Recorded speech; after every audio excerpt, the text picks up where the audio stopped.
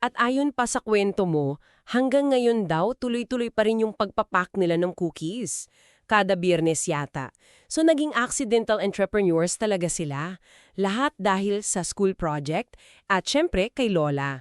Kaya ang aral daw dito para sa kanila at siguro para sa iyo na rin na nakikinig, huwag nating maliitin yung potential ng mga simpleng bagay or yung mga hindi inaasahang kombinasyon.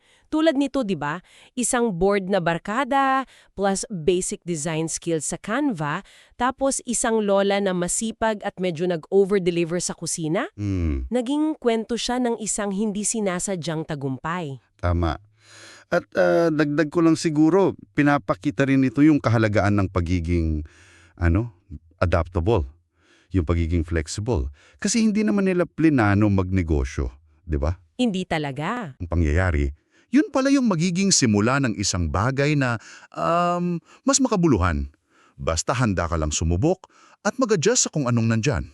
Totoo yan. Kaya ang tanong na iiwan namin para sa iyo, base na rin dito sa napag-usapan natin, galing sa kwento mo, ilang beses na kaya sa buhay mo na may lumitaw na parang hindi inaasahang oportunidad dahil lang, alam mo yon, lumihis ka ng kaunti sa original mong plano?